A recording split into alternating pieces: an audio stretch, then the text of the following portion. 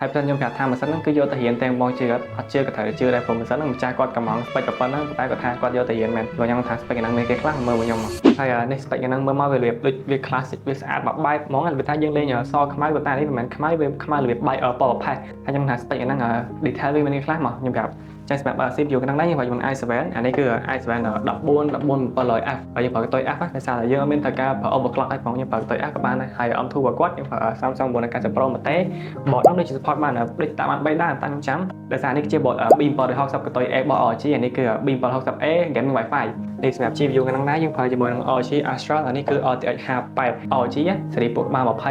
40អីប្រហែលយើងបងស្គាល់ថាមាន ROG Strix ចឹងទៅប៉ុន្តែសម្រាប់50សេរីឬក៏5000សេរីនេះគឺវាពិសេសត្រង់ថាវាចេញនៅតកូលថ្មីទៀតគឺសេរីពួកតកូល Astral ហ្នឹងឯងទាំងហើយគឺវាមានភ្លើងកន្លែងនេះចង់បងដាក់បញ្ឆោក៏ស្អាតដាក់ប្តីក៏ស្អាតហើយនេះគឺយើងប្រើម៉ោងដាក់បញ្ឆោឯដេបសិនគឺទាំងហើយបងធម្មតា VGA ទូទៅវាទាំងហើយ3នៅក្រោមតែវាអស់តែ3តែនេះយើងប្រើដល់4ទាំងហើយជប់អ្នកភពមើលនេះក៏បានដែរនៅលើហ្នឹងទាំងហើយទៀតនៅលើនេះ3ហើយនៅក្រោយវាមានទាំងហើយ reverse មួយទៀតអញ្ចឹងមានថានេះវាប្រើ quad fan ហ្នឹងបងហើយកម្លាំងវាក៏មិនណយដែរវាប្រើតែ 16G ដូច48ដែរប៉ុន្តែកម្លាំងវាខ្លាំងធម្មតាសេរីពួកចេញមកក្រោយគឺវាខ្លាំងជាងសេរីចាស់ៗបងតោះឥឡូវយើងពី graphic card តែប៉ុណ្្នឹងទៅបានហើយយើងតែនិយាយផ្សេងតែនៅសល់ switch ច្រើនទៀតខូលឡើងហ្នឹងនេះបងមកឃើញអញ្ចឹងយើងប្រើជាមួយនឹង Thermalright នេះគឺសេរីពួក Hypervision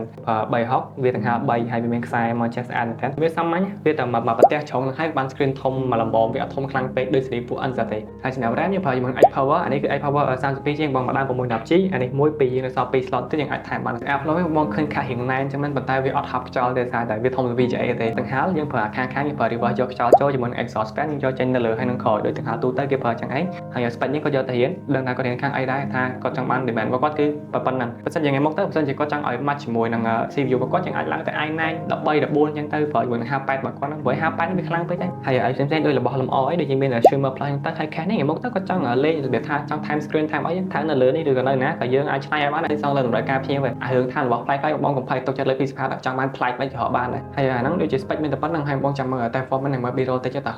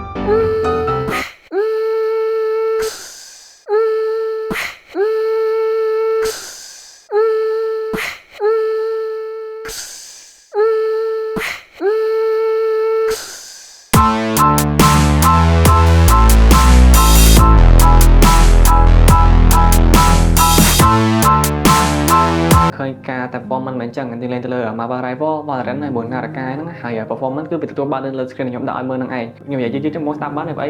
ឃើញមកអាសាកំមិនថាខ្ញុំនិយាយរៀងលឿនឥឡូវយើងនិយាយរៀងយឺតៗហើយរៀង professional តិចទៅសារ video អត់វារៀងលាក់ឡក់ពេកអញ្ចឹងណាហើយមកខ្ញុំបាន video បានមិនទៀតអាច comment ប្រាប់បានខ្ញុំព្យាយាមធ្វើឲ្យបងមើលអ្នកគ្នាធម្មតាហ្នឹងយើង put audience first start ហើយជួបគ្នា video ក្រោយ